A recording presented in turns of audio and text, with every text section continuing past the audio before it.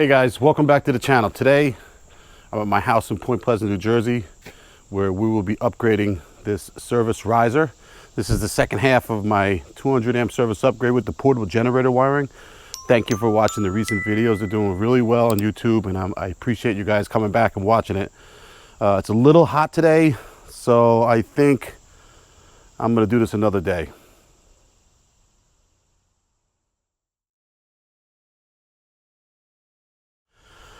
Today, we're gonna remove this meter enclosure. We're gonna remove this EMT riser, and we're gonna install the new meter and the new riser and new copper conductors. And you guys are gonna be super duper excited to see the wiring method I'm gonna use for the riser.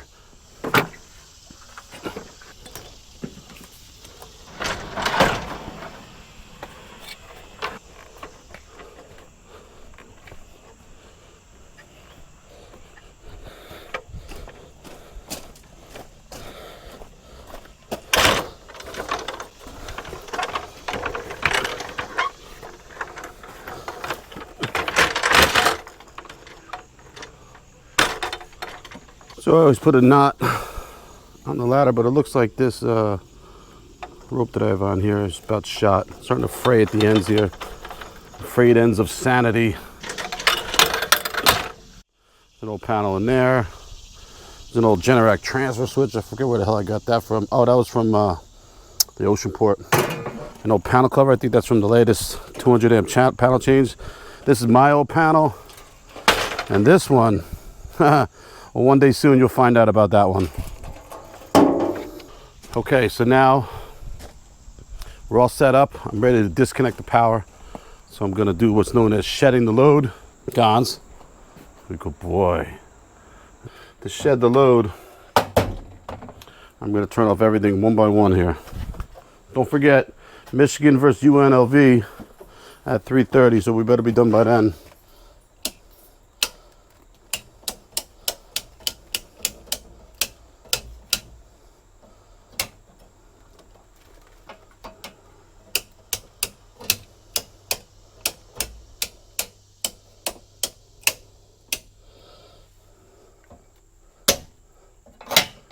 Really is hot and disgusting here today.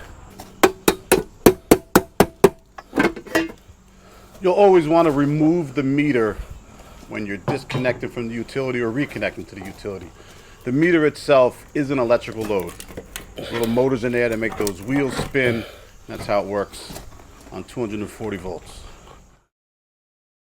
At my house, the electrical service, the electrical service point here is about 200 feet away. So it's all the way down at the end of my driveway, and then another run past my neighbor's driveway is where the transformer is. So they ran 2-aught aluminum to my service point here. So I'm just disconnecting one conductor at a time, and I'm putting vinyl tape across the live ends. And when I come back at the end of the day, we'll strip and reconnect. I had some serious trouble undoing these lugs on the line side. So what I wound up doing was taking a bandsaw and cutting off the top. I also did the same kind of cut up at the weatherhead on the service riser. And the reason why I did that is so the conductors would be cut and they would fall when I removed the meter, which you'll see later on. Something happened to the footage. I believe the battery went dead. I may have missed it as far as recording it, but just to keep this in context, that's what happened. So by cutting the top right above the meter there, I'm able to cut not only the service riser conduit, but I'm also able to cut the conductors. And when I couldn't undo the lugs for the line side conductors, that's what I decided to do, to cut the conduit and the conductors at the same time. So now, once I get the bottom load conductors to the panel out, I'm able to remove the plastic bushing and the bonding lock nut. Then I just have to remove 3 or 4 1-inch screws. They use very short screws here. I don't know why. And then the panel will come right out. And being that I cut the top of the service head already, or the weather head, when I take the meter off of the house, the conductors inside that conduit are just going to fall right to the ground.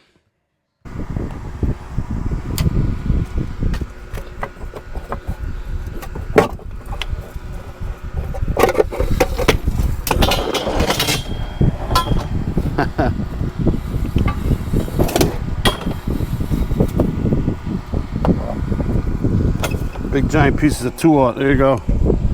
Ta-da! 43 years of dust there. Just going to sweep this right off the wall.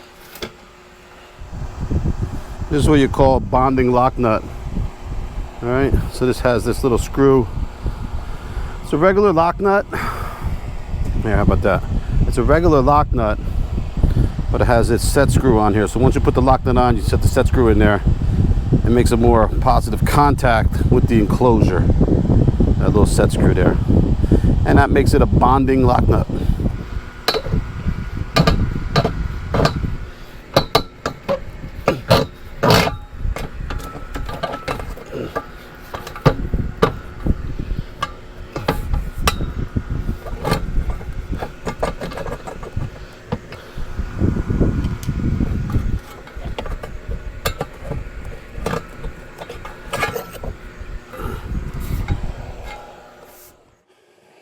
It's amazing that these meters are so readily available now.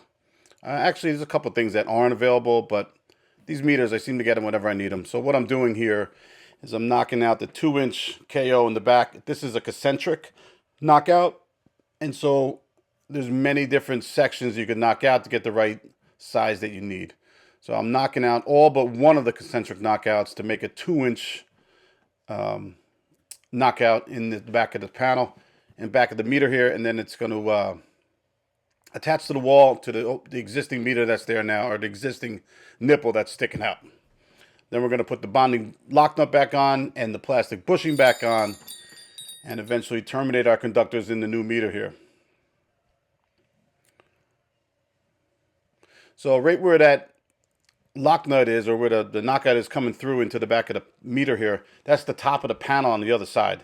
So I needed to use small screws at the bottom of this meter and larger screws at the top. If I used larger screws or longer screws at the bottom, I would have come right into the back of the panel, which has happened before. So let's not make that mistake again. Just to be clear on the details, the ones up high are above the top of the panel. So I'm going to use longer screws there.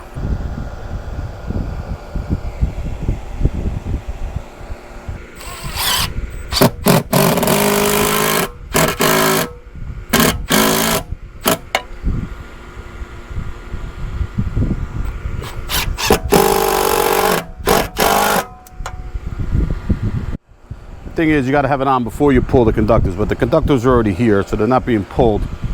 So we want to put this on here because it was on there before.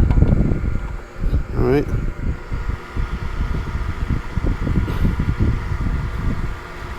All right, there you go. Is it on? I feel like it's not on there right. Is it on? Yeah. Good. I am using a 5/16 T-handle driver to attach these lugs on the load side of the meter. So the power for the line side, if you're learning about electrical work, the line side is always your power coming in. Okay, and then it goes through a device here. The device is a meter. On the other side of the meter, we call that the load. So we have line and load. Very similar, the same thing we do for GFCI receptacles. We have a line side and we have a load side. And as far as troubleshooting and completing circuits, that's the most fundamental part of being an electrician, is knowing your line and knowing your load. All right, guys, here's the big surprise and the big wiring method that I've been amping up for the past few days on my channel. Now, obviously, the old riser was EMT, which was good. And you can see it held up. This is where the straps were. That's the only rust on it. But the big surprise today is that we will be installing as our service riser this 2-inch galvanized conduit. All right? And the reason why I chose galvanized is because of that rust. I said maybe I can use an EMT riser and use galvanized straps, but the straps are a little bit too big. So I went with this galvanized conduit. Now my biggest challenge here, I think I measured 8 foot to where I need to go, is to get this in there. I plan on just lifting it up on the extension ladder and turning it inside the hub. We'll see how that goes.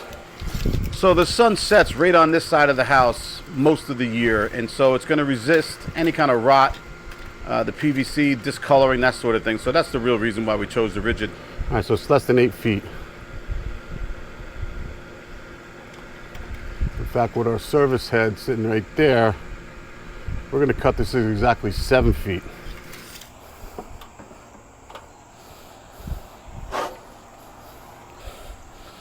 See, because if I put it in my vise here, it's going to be easier to cut.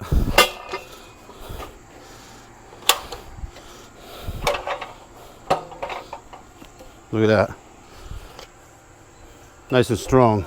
85 inches, I'm going to call it. That's 7 feet 1 inch.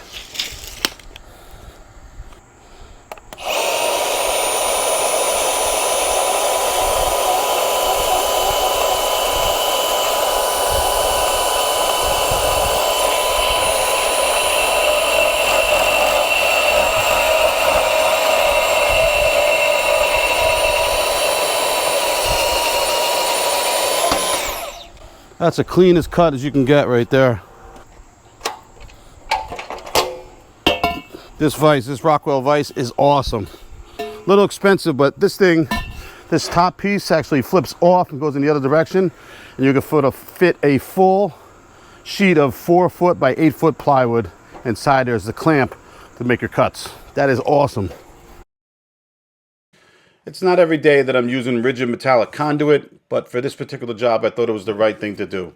So the part where I'm carrying it up the ladder here, where my right hand is, that's where the service weather head will get attached. That's a set screw type of a piece of equipment, and that'll attach to the riser with a set screw.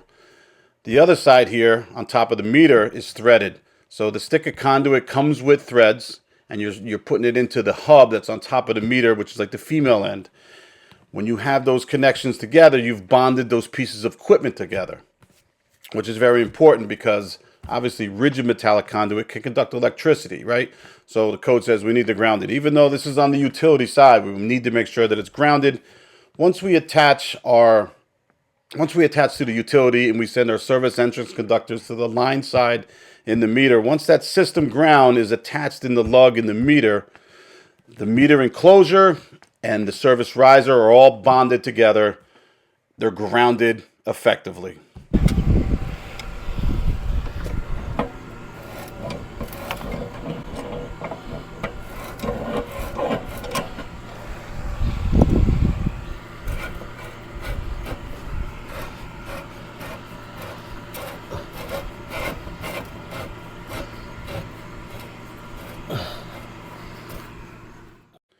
It's always easier to work on the ground on a nice surface than up on a ladder, and so I'm prepping the weatherhead for installation.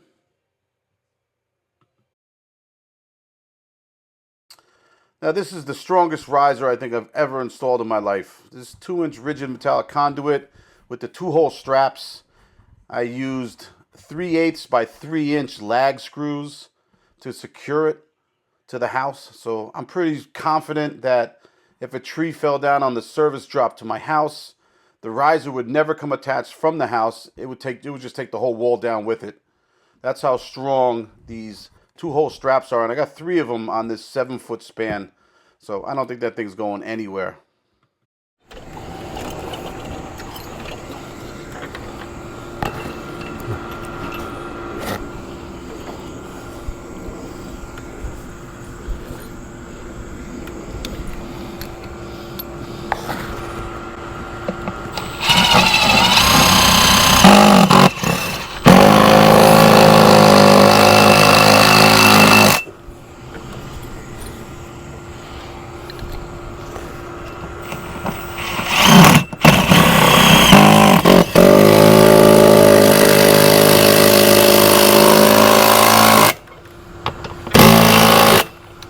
I think that's quite impressive that a 12-volt tool can drive a 3/8 slag 3 inches.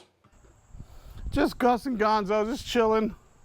I got 3 pieces of 12-foot long, 2/0 copper for my riser here.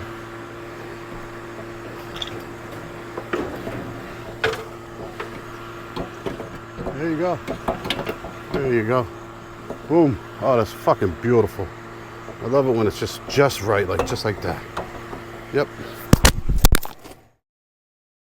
The reason I'm so happy is that there's going to be no waste. I measured this just right, and there's going to be no waste, and that's what I'm happy about.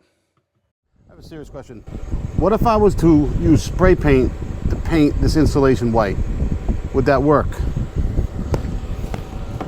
Let me know in the comments if you think that would work or it wouldn't work. Now remember, this is like a plastic, well, it's kind of hard to do. It's THWN, so I'd have to look up the definition inside the tables or in the back and in the index in 9. See exactly what it is, but it's some kind of plastic product, obviously, for the insulation here. In the old days, I would just order the amount of conductor that I needed to do these services and then measure when I got there. Now I have the supply house cut me 3 pieces at the precise distance, so I don't have to do it on the job anymore.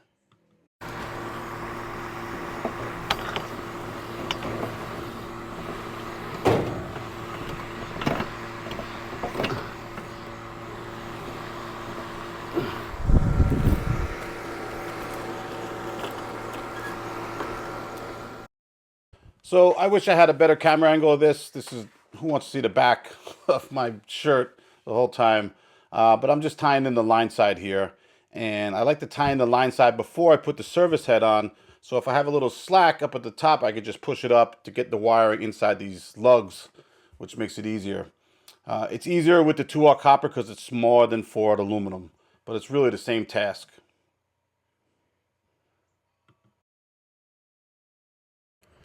JCPL does not allow grounding electroconductors in any of their metering equipment.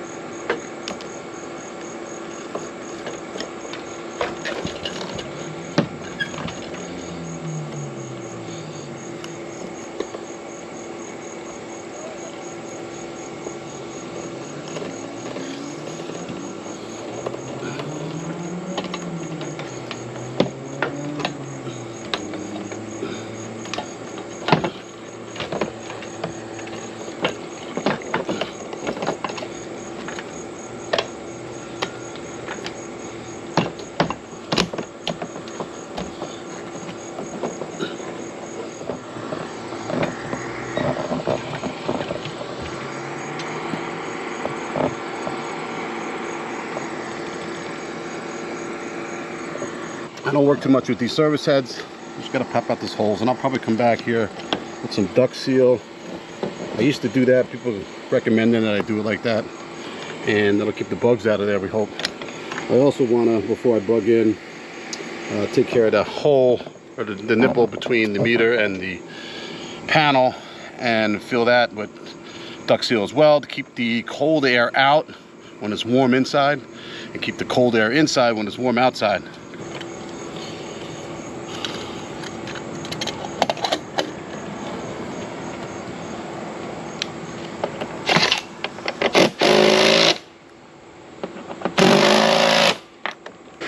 Are you having a good day, Gus?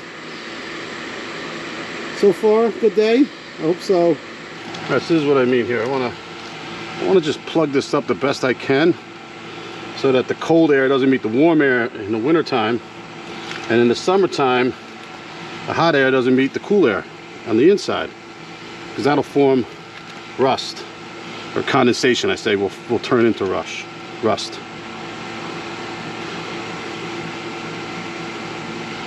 Just like that. You see me do this on most of my videos. Sometimes I do it from the panel side. It really doesn't matter which side, just as long as you seal that up. And it actually is a part of the code.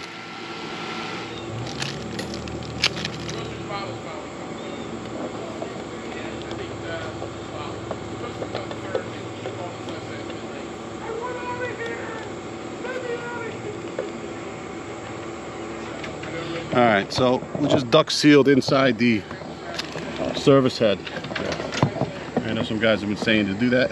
I used to do that all the time, especially with the service entrance. I don't know, a couple times I just forgot to do it. It's not a big deal.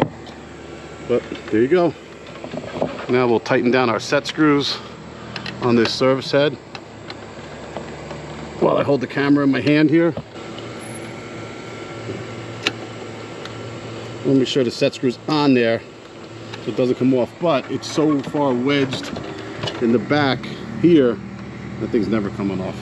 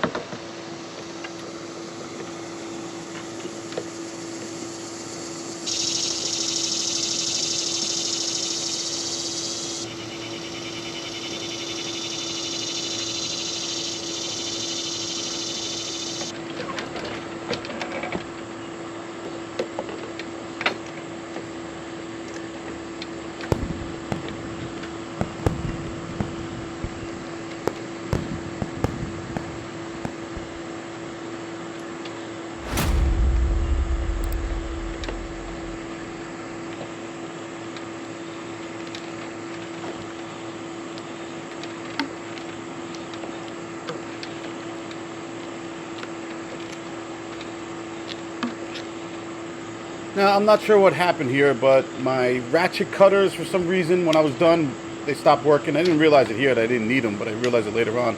And then that tool that I used to remove the insulation, I don't know, that thing was just giving me trouble here today. So I wound up stripping the old conventional way with a utility knife.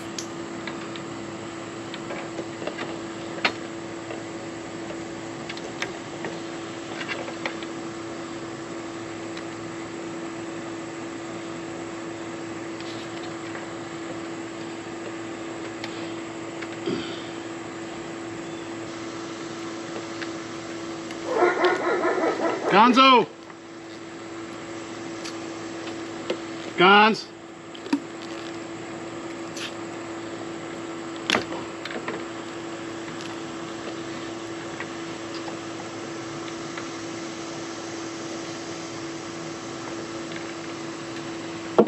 Hi, Gonzo.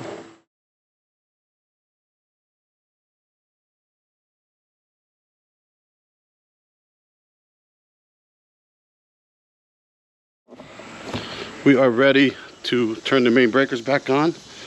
All right, so the first thing we do is the main breaker. We throw that on.